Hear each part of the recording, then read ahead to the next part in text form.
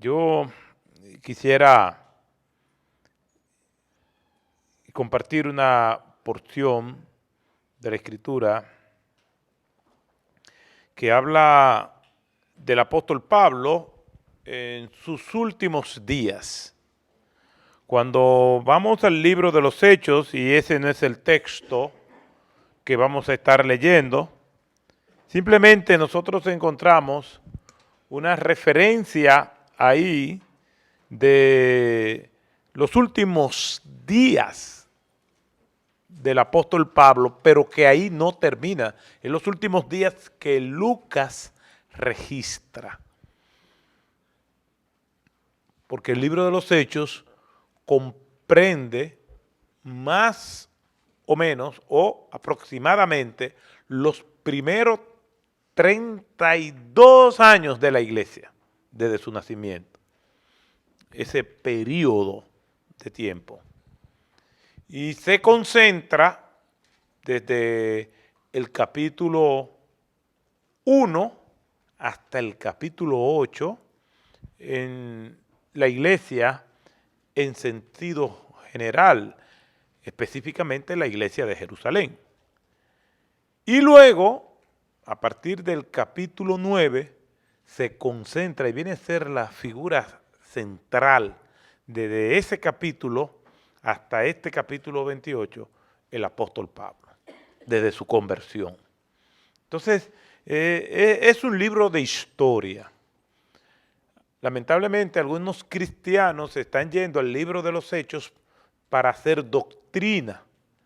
Y hay eventos doctrinales en el libro de los Hechos, prácticas de la iglesia, obra del Espíritu Santo, pero tiene que ser revalidado por las epístolas, que es el compendio doctrinal de la iglesia. Porque los libros se interpretan según su género. Entonces yo no voy a hacer mi patrimonio teológico de un libro de historia. ¿Por qué? Porque la historia se cuenta tal y como sucedió, pero hay elementos históricos que son puramente narrativos.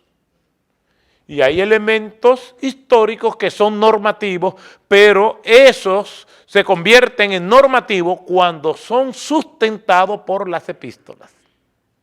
De ahí viene la confusión con el don de lengua, que algunos creen por ese evento histórico donde la iglesia habló en lenguas para que los que hablaban otros idiomas que estaban en Jerusalén, porque se estaba celebrando el día de Pentecostés, pudieran escuchar el mensaje del evangelio como una señal.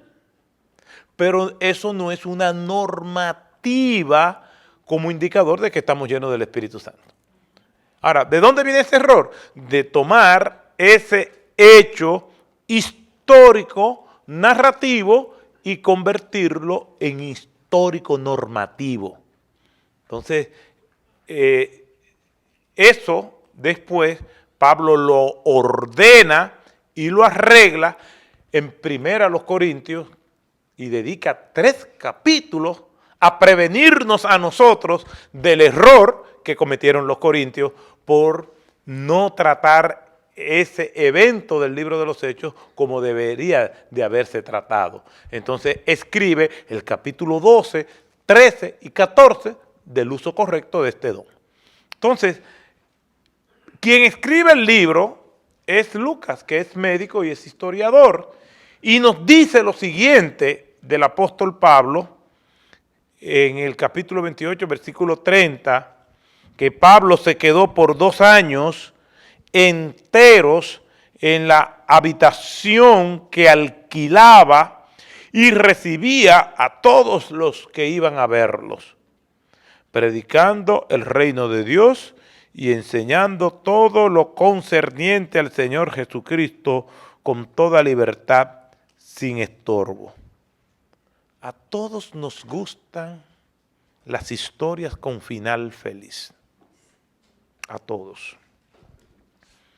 De hecho, yo veo una película, pero le digo a mi esposa, Susana, no estoy por deprimirme, dime cómo termina. ¿Sabe por qué? Porque suficientes problemas tengo yo con la vida real para añadirme más un problema por una película, donde hasta un perro que muere lo hace llorar a uno, no. Entonces yo sé que a todos nos gustan las historias con final feliz y hubiéramos preferido que esta hubiese sido el final de la vida de Pablo, pero no fue así. Como que él murió ya siendo un viejito, como Thanos que aparece preparándose una sopita. No todos lo entienden, pero yo sé que sí, algunos lo entienden. Y como que te has retirado, ¿verdad? El apóstol, ¿y quién está ahí? Ah, son unos hermanos de Grecia, sí, dile que pasen, y ancianitos, y un día ya, viejo, murió con un gran legado, pero no es así. Hechos termina diciendo que en esa casa alquilada predicaba el evangelio todos los días, libremente, sin impedimentos, qué lindo, pero no termina ahí la historia. La historia la termina el mismo apóstol Pablo. Parece ser que es una historia dramática.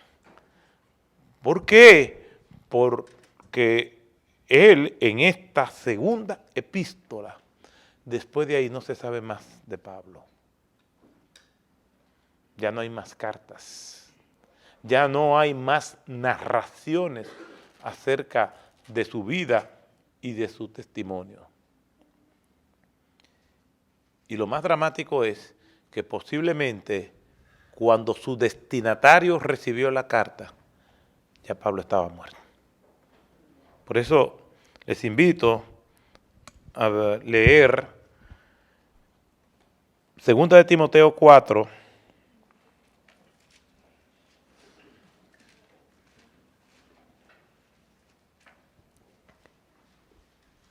y vamos a leer los versículos del 9 al 13. Y dice la Escritura de la siguiente manera: procura venir a verme pronto, pues Demas me ha abandonado, habiendo amado este mundo, y se ha ido a Tesalónica. Crescente se fue a Galacia y Tito a Dalmacia. Solo Lucas está conmigo. Toma a Marcos y tráelo contigo, porque me es útil para el ministerio. Pero a Tíquico lo envié a Éfeso. Y cuando vengas, trae la capa que dejé en Troas con Carpo y los libros o rollos, especialmente los pergaminos. Gracias te damos, Señor, por tu palabra. Te adoramos y te bendecimos y te agradecemos que nos permite leerla, y te rogamos que podamos entenderla y aplicarla a nuestras vidas. En el nombre de Jesús. Amén. Estos versos, no sé si ustedes pueden notar el dramatismo que tienen. Tiene una carga dramática. Pablo no está en la casa alquilada ya predicando el evangelio libremente y sin impedimento. Pablo está en un calabozo, ya. Pablo está en condiciones infrahumanas, esperando que ya llegue el desenlace final. Cuando nosotros leemos todo lo que el apóstol Pablo dice, es no solamente una epístola dando instrucciones. Entre la primera epístola y la segunda epístola del apóstol Pablo a Timoteo hay más de 40 exhortaciones imperativas, es decir, órdenes que él le está dando. Quiere decir que cuando nosotros leemos podemos ver cómo Pablo motiva, desafía a Timoteo que persista en las cosas que él ha aprendido, que no se desvíe. Timoteo estaba pastoreando en un ambiente muy hostil, muy mundano, muy liberal. Y esa cultura de la ciudad de Éfeso, pues era una cultura dominante, y las culturas dominantes terminan imponiéndose, o a la fuerza o con sutileza, pero terminan imponiéndose. Y Satanás, de alguna manera u otra, usa esos elementos para desviarnos del camino. O usa la seducción o usa la intimidación para que nosotros podamos dejar al Señor o serle infieles. Y en medio de esa cultura, pues había un joven pastor que se llama Timoteo.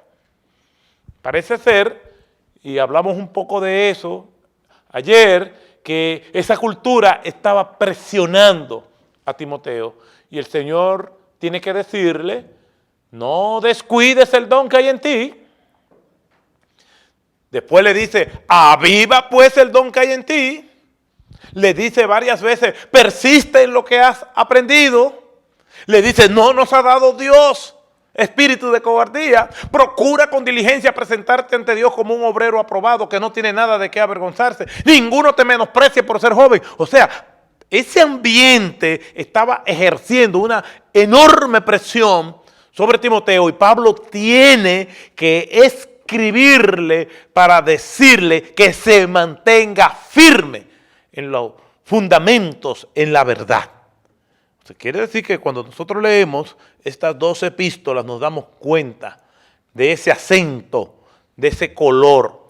Pero también cuando leemos las epístolas nos damos cuenta de que tiene un sabor de instrucciones personales de una persona que se está despidiendo. Uno lo puede notar. Uno cuando ve Pablo le está dando instrucciones futuras de cosas que Timoteo tiene que hacer. Si nosotros vamos a 2 Timoteo capítulo 2, versículo 1 y 2, le dice, tú pues, hijo mío, esfuérzate en la gracia que hay en Cristo Jesús.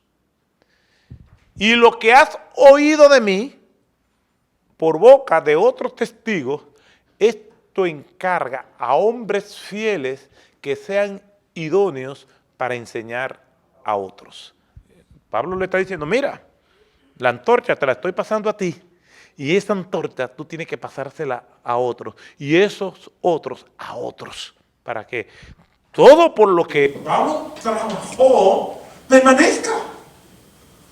Nosotros, lamentablemente, digo lamentablemente, solamente vemos un aspecto de la vida de Pablo que no es lo más notorio. Muchos creen que el gran legado de Pablo fue su obra misionera y tenemos que imitar esa obra misionera, tenemos que plantar más iglesias, tenemos que ir y predicar el evangelio a todas las naciones, pero eso no es el gran legado de Pablo. Ese es lo que nosotros debemos imitar de Pablo, pero no es su gran legado. Porque cuando vamos a Corinto, el ciudadano común y corriente de Corinto no sabe quién es el apóstol Pablo. Con mucho esfuerzo te pueden llevar a las ruinas de lo que fue quizás algún lugar donde se reunieron. Las iglesias no se reunían ni siquiera en templos en esa época, se reunían en casas. Por lo tanto, no hay nada que se pueda decir, esta es la iglesia de Corinto, esta es la iglesia de Éfeso, esta es la iglesia de Tesalónica, no hay nada. Por lo tanto, el gran legado de Pablo son sus epístolas. que el Señor las elevó a un nivel para que circularan entre las iglesias de la antigüedad y nos llegaran a nosotros, para que puedan instruirnos y Pablo seguir rugiendo como un león a través de los años. Entonces, Pablo le está dando no solamente exhortaciones de cómo Timoteo debe conducirse, sino que también Pablo se está despidiendo. Y dentro de esas peticiones que Pablo le dice, tú tienes que esforzarte en la gracia que hay en Cristo Jesús. Tú tienes que persistir en los fundamentos. No permita que te menosprecien. Mantente como un obrero aprobado. Dentro de todo lo que Pablo está pidiendo, Pablo no está pidiendo nada para él. Esto es como un testamento donde Pablo está diciendo cómo deben hacerse las cosas ya cuando él no esté. Y entendemos que Dios hizo la obra porque todavía estamos leyendo esta carta. Entonces ese es su legado. Pablo se está despidiendo, está dando instrucciones, está diciéndole a Timoteo cómo debe conducirse. Y dentro de todas esas cosas que Pablo está diciéndole a Timoteo que haga, Pablo pide 3 cosas para él. Y eso es el acento dramático que tiene este pasaje. Nosotros sabemos el contexto en el cual Pablo le está hablando a Timoteo. Y en el capítulo 4, es decir, desde el versículo 1, antes de llegar al versículo 9, el apóstol le dice a Timoteo, te encargo solemnemente en la presencia de Dios y de Cristo Jesús, que ha de juzgar a los vivos y a los muertos por su manifestación y por su reino. Y aquí vienen esas instrucciones. Predica la palabra a tiempo y afuera de tiempo. Reprende, porque vendrá tiempo cuando no soportarán la sana doctrina y apartarán sus oídos de la verdad y volverán a los mitos. Y vuelve y le dice, pero tú sé sobrio, versículo 5, en todas las cosas sufre penalidades, haz el trabajo de un evangelista, cumple tu ministerio, porque yo estoy a punto de ser sacrificado. Los expertos en las epístolas de Pablo sugieren, y las estructuras de las epístolas, y no tenemos el tiempo para verlas, probablemente no se escribieron como una carta corrida y que comienza con la salutación y termina con la despedida y el punto final. No, que las cartas, bajo la inspiración del Espíritu Santo, son instrucciones doctrinales, se escribían, pausaban, seguían escribiéndose y pausaban, porque es una carta. Y no siempre uno escribe todo en un momento específico, sino que hace pausas. Y que probablemente esto se escribió así. Y parece ser que fue así. ¿Por qué? Porque Pablo le está dando instrucciones a Timoteo y dice, porque yo ya estoy a punto de ser sacrificado. Y Pablo dice, el tiempo de mi partida ha llegado. Parece ser que Pablo ha escuchado, y esto no lo dice el texto, esto es una inferencia, y una inferencia es una deducción lógica. Es como que Pablo se ha dado cuenta o le han dicho que ya el decreto de su sentencia ha sido firmado. Porque Pablo está diciendo, porque ya yo estoy para ser sacrificado. Ya, no está diciendo que voy a hacer, no, es que ya él sabe y dice, y el tiempo de mi partida ha llegado. O sea, ya no hay tiempo más. En cualquier momento, el verdugo que ha ensayado ya el golpe final que le arrancará la vida al apóstol Pablo, y que el apóstol Pablo puede sentir el frío aliento de la muerte merodeando, él sabe que ya no queda mucho tiempo.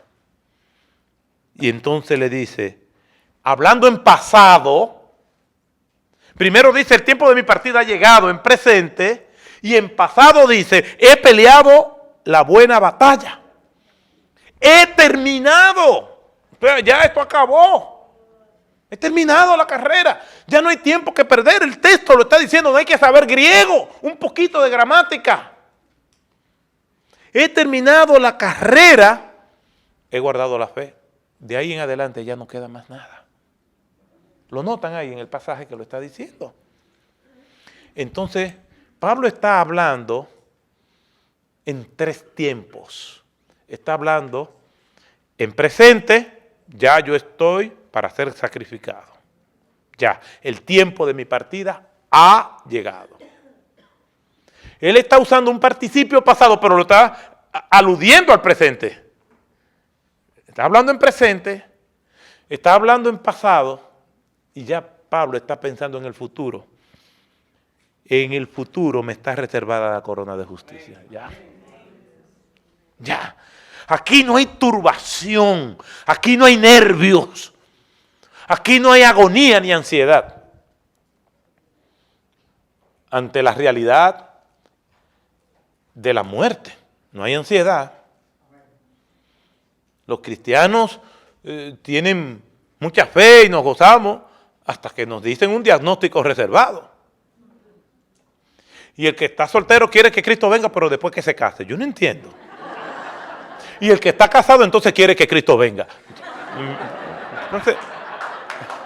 Entonces no entendemos como que...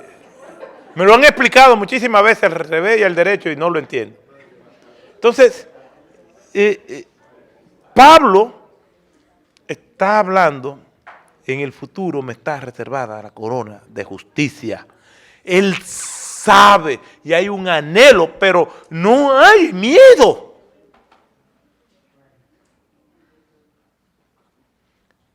Se cuenta que Arthur Sproul iba en un avión y había turbulencia y andaba con un líder de su iglesia.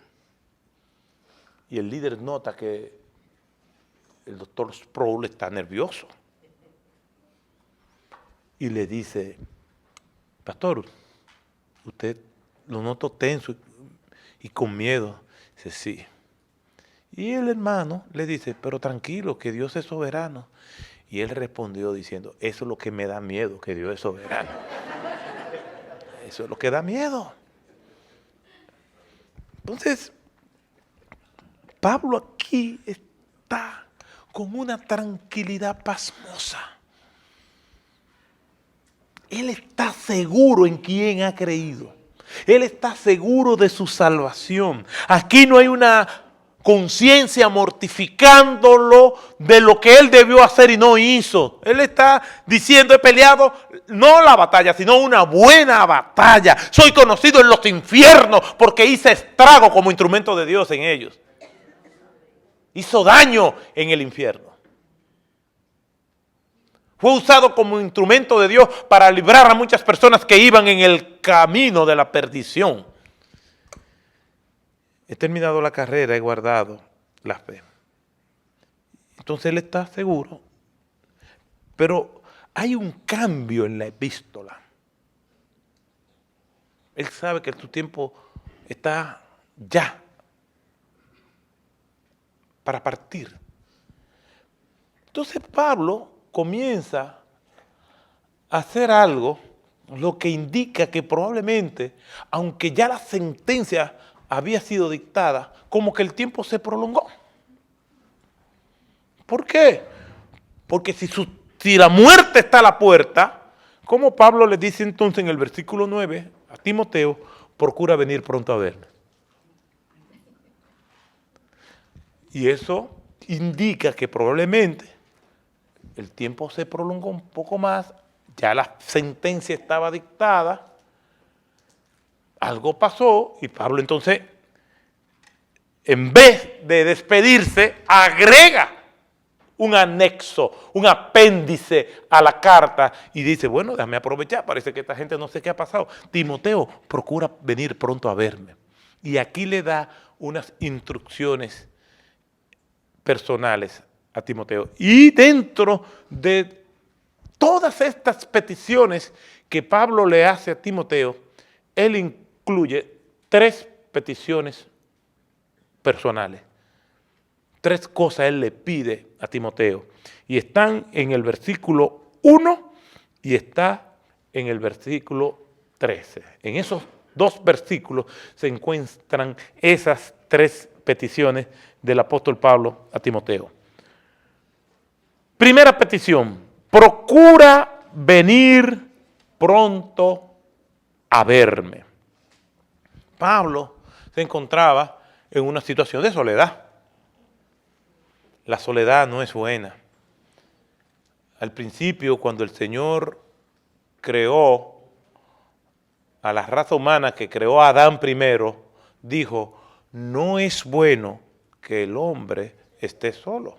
No solamente es en el contexto del matrimonio, porque muchos casados quieren estar solos, pero no, eso es otro tema. No solamente en el contexto del matrimonio, nosotros somos creados como seres sociales. Somos creados para vivir en comunidad y eso se refleja en la iglesia.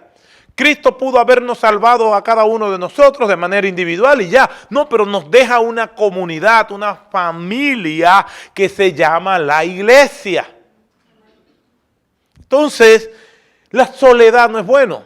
Hay del solo, dice la Escritura. Dice la Escritura también, mejor son 2 que 1. Entonces Pablo está solo. Un hombre que ha edificado a tantas personas, le dice a Timoteo, procura venir pronto a verme. Y entonces dice las razones por las cuales está solo. Demas me ha abandonado amando más las cosas de este mundo.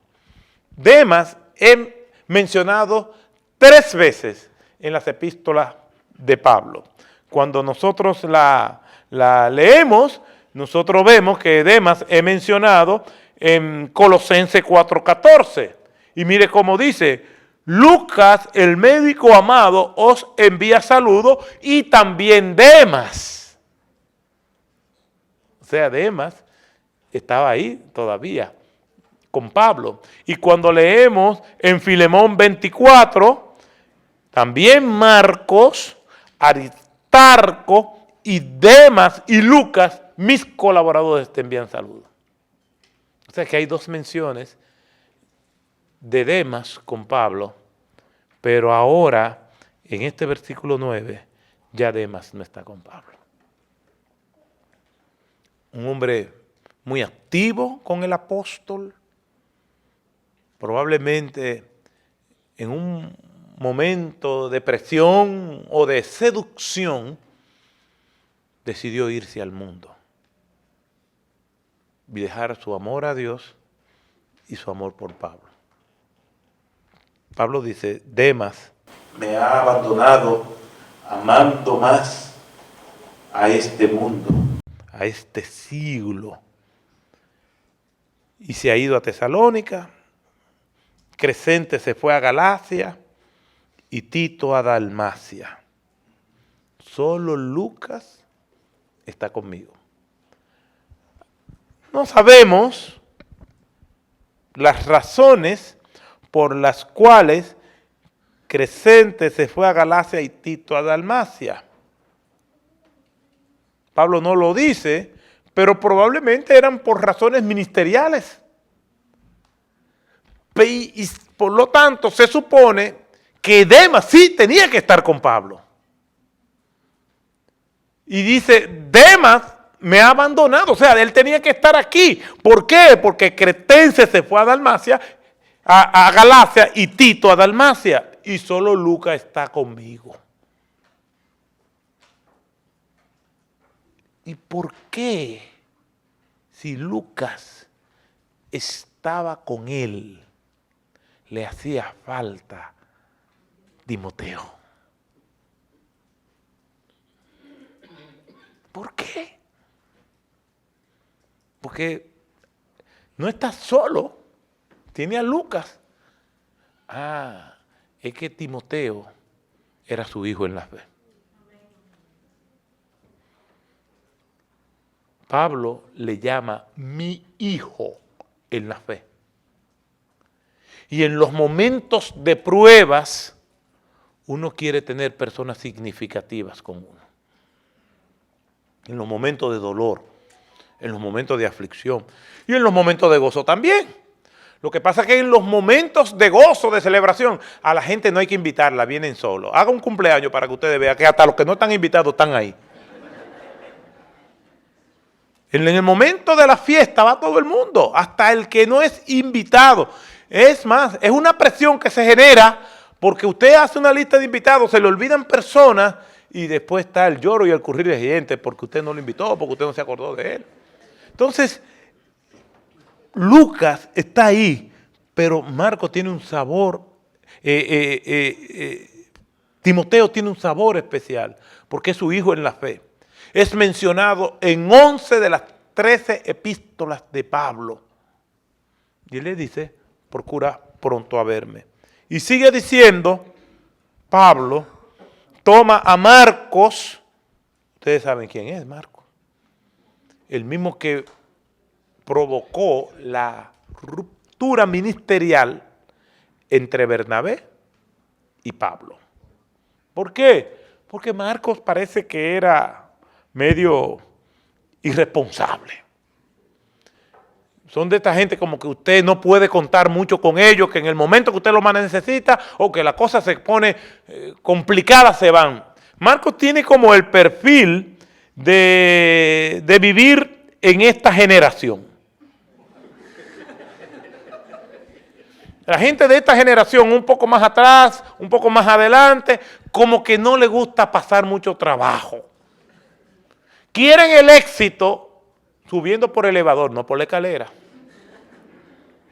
Y usted lo ve, y yo lo veo como pastor, tú necesitas, mira, en el ministerio hay muchísimas situaciones que uno no planifica. Emergencias, lo que más se da, donde hay un colectivo de personas son emergencias. Y a veces tú te quieres auxiliar de alguien y simplemente dices, no, yo no puedo. Y no te dan explicaciones.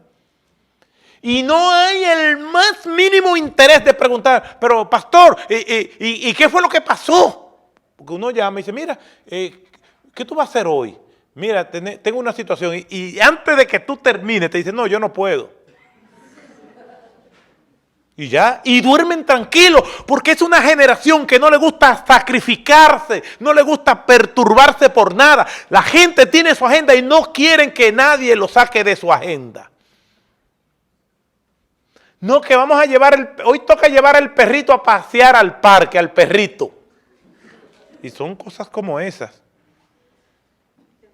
No hay una actitud de improvisación sacrificial.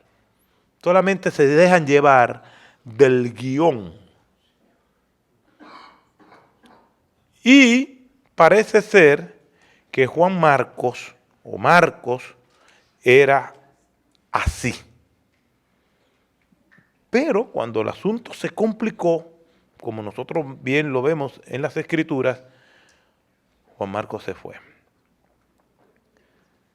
Dice la Escritura en Hechos 15, 37 a 39, cuando Pablo y Bernabé entran en tensión por el tema de Juan Marcos, Bernabé quería llevar también con ellos a Juan, llamado Marcos, pero Pablo consideraba que no debían llevar consigo a quien los había dejado en Panfilia y no los había acompañado a la obra, un irresponsable.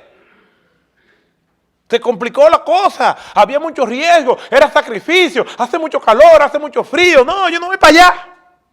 Y los dejó arrollados, los abandonó. se produjo un desacuerdo tan grande que se separaron el uno del otro y Bernabé tomó consigo a Marcos, que era su primo o su sobrino, porque la misma palabra en griego se usa para sobrino primo, eran parientes. Pero aquí vemos que Bernabé hizo un buen trabajo, ayudó a la restauración espiritual y habla de la flexibilidad de Pablo cuando vio que el muchacho o el hombre ya había cambiado. Entonces le dice, trae a Marcos y tráelo conmigo porque me es útil para el ministerio. Entonces, vemos que dentro de todo lo que Pablo está escribiendo y las instrucciones que está dando, Pablo pide algo para él. Y es una petición muy personal. Procura venir pronto a verme. La segunda petición se encuentra en el versículo 13. Y dice, cuando vengas, trae contigo la capa que dejé en Troas con Carpo. Tráeme la capa. Usted dirá, ¿qué pasó? ¿Qué quiere decir Pablo con esto? ¿Cómo se le quedó un elemento tan importante? Porque eso le ayudaba y era una pieza de vestir material muy útil, imprescindible. ¿Por qué? Porque lo protegía del sol y le protegía del frío. Y de la única manera que se puede justificar que a Pablo se le haya olvidado esto es que tuvo que salir corriendo muy aprisa. Eran tiempos de persecuciones, no había tiempo. Una vez me encuentro con una refugiada croata en España y comencé a hablar con ella, una señora vendiendo periódicos, y ella comenzó a contarme su historia y yo le dije, ¿y cómo fue su salida? Y dice, no, yo simplemente me fui. No hay tiempo para hacer equipajes. Simplemente te dicen que vienen a matar gente en mi pueblo y simplemente tú te vas. Parte de tus memorias, de tu vida, se queda allí y se pierde. Así es el refugiado. Y Pablo no tiene tiempo para nada, simplemente se fue. Y el mismo Marcos, al cual Pablo también le dice que él es útil, hay un pasaje que probablemente está aludiéndolo a él y que solamente se encuentra en el libro de Marcos. Ni siquiera se encuentra en Mateo y en Lucas, que forman parte de los evangelios sinópticos y que son muy parecidos. No está en ninguno de esos libros, ni en Lucas ni en Mateo. Y por eso creo que Marcos, cuando veía que la cosa se complicaba, se iba. Marcos 14 habla de cuando fueron a arrestar a Cristo. Y hay un texto que es el versículo 52, que cuando hay una redada y están arrestando a todo el mundo, arrestan también a ese joven, que no dice el nombre. Por eso es que está sospechoso. Y no dice el nombre por lo que dice el texto, el versículo 52. Dice que le echaron mano, mas él, dejando la sábana, huyó desnudo. Usted no se imagine semejante espectáculo. Pero huyó. O sea, algunos sugieren que la cena del Señor, esa última cena, se celebró en la casa de Juan Marcos. Eso es pura especulación, porque nadie sale a la calle envuelto en una sábana. Tiene que estar cerca de su casa. Y dice, este andaba también. Y el hombre arrancó por ahí, ya usted sabe. Entonces, cuando se trata de huir, tú huyes como quieras, es salvar la vida. No importa el show que esté dando, no mal que era de noche. Entonces, Pablo le dice, tráeme eso también. Tráeme la capa que dejé en Troas con Carpos y los libros, especialmente los pergaminos, representa la tercera petición de Pablo. Pablo dice, tráeme los libros, los rollos, especialmente los pergaminos. Hablando acerca de esa petición específica de los libros, el gran Spurgeon decía, ¿cómo puede ser posible que Pablo esté a punto de morir y todavía quiere libros? Un presidente argentino, Nicolás de Avenidella, decía, cuando oigo que alguien tiene el hábito de la buena lectura, estoy predispuesto a pensar bien de él. Shakespeare decía, todo lo que sé se lo debo a los libros. Y un autor dijo, qué lástima morirme cuando queda tanto por leer. Aparte de la Biblia, si usted estuviera en una isla solo, ¿cuáles 5 libros usted se llevaría? Haga ese ejercicio. Una vez, cuando terminé en una prédica y hice esta pregunta, me está esperando alguien, me dijo, yo solamente me llevaría la Biblia. ¿Y por qué no te lleva? ¿Y cuál es otro libro? No sé, yo no necesito más libros, solamente necesito la Biblia. Usted puede pensar que haya personas así. Pablo, dice Spurgeon, está a punto de morir y todavía pide libros. Ha estado en el tercer cielo y todavía pide libros. Escribió 3 epístolas y todavía pide libros. ¿Por qué? Porque una persona sabia es una persona que amará la lectura.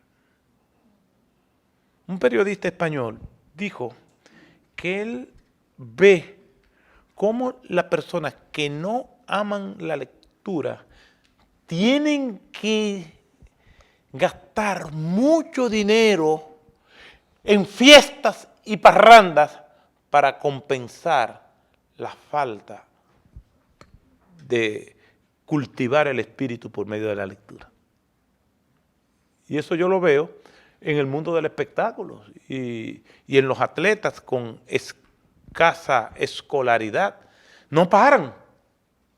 ¿Por qué? Porque tienen que distraerse con algo, pero leer, qué hermoso es leer. Yo a veces estoy leyendo y doy gracias al Señor por la persona que escribió lo que yo estoy leyendo. Y no estoy hablando de la Biblia, porque eso no está en discusión. Pero normalmente el que ama la Biblia amará otras lecturas que puedan ser de edificación a su alma también. Yo cuando leo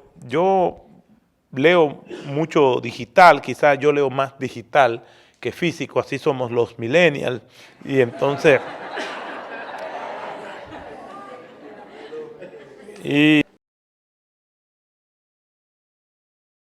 Pero aún en digital yo tomo muchas notas, pero los libros físicos están rayados a los márgenes, porque yo le hago preguntas al autor, tomo notas ahí mismo. Viendo este escenario de Pablo, dice John Stott que Pablo aquí refleja en sus cartas la sinceridad que debe acompañar a cualquier creyente. Y es mostrar la necesidad y los deseos personales, lo cual no es malo. Tiene necesidad de compañía y de compañía significativa. Ven pronto a verme. Tiene necesidad de amigos, lo valora la comunión entre Timoteo y él valora la amistad y términos como lealtad, sacrificio. Son términos que están en extinción en el día de hoy. Tiene necesidad de compañía. En segundo lugar, tiene necesidad de cosas materiales. Y lo material no es malo siempre y cuando Dios esté en primer lugar. Y lo expresa. ¿Quién ha dicho que comer es malo? ¿Quién ha dicho que viajar es malo? ¿Quién ha dicho que tener comodidad es malo? No, nada de eso es malo si Dios es el que está en el primer lugar. Cuando Dios está en primer lugar, todas las demás cosas estarán en su justo orden. Y refleja su humanidad. Hay gente que dice, no, yo no tengo necesidad de esto. No, que Dios me suple. A veces tú le dices a algún soltero, dime, no hay nadie por ahí. ¿Y quién ha dicho que yo estoy desesperado por casarme? Pero muriéndose por dentro. No, sí, dije, sí, hermano, no ha aparecido el siervo o la sierva orando al Señor. Y pídale oración a las personas que le aman para que le ayuden en eso. Pero tenemos que expresar nuestras necesidades. Hay personas que están enfermas y ahora mismo tengo un caso así de la madre de un hermano que se está muriendo, pero está presentando síntomas desde hace un año. Simplemente porque ella decía que ella no quería hacer carga a nadie. No. Tenemos que expresar nuestras necesidades. Ora por mí, me está pasando esto. Mira, ayúdame en esto. De hecho, esas peticiones de Pablo indican su humildad, de que él no es autosuficiente. Entonces Pablo muestra necesidad de amigos, de afectos, muestra necesidad material y muestra necesidad espiritual e intelectual. Aún ya cuando no queda mucho tiempo, todavía él quiere leer. Algunos señalan que probablemente Pablo nunca recibió esto. No era como ahora, que las travesías se hacen fáciles, pero nos deja en su legado todas estas cosas que aún en los momentos más difíciles de su vida nos está enseñando. Él termina diciendo, saluda a Prisca y a Aquila y a la casa de Onesíforo. Erasto se quedó en Corinto, pero a Trófimo lo dejé enfermo en Mileto. Procura venir antes del invierno. Eubulo te saluda, también Pudente, Lino, Claudia y todos los hermanos. ¿Pero y por qué quiere a Timoteo? ¿Se da cuenta? Porque quizás no era el mismo nivel de relación.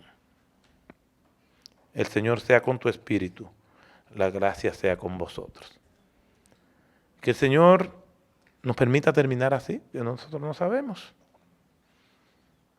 Pero en los últimos momentos de su vida, Pablo pensó en los demás, pensó en la obra, Dios dio instrucciones y, ¿por qué no?, también pensó en él.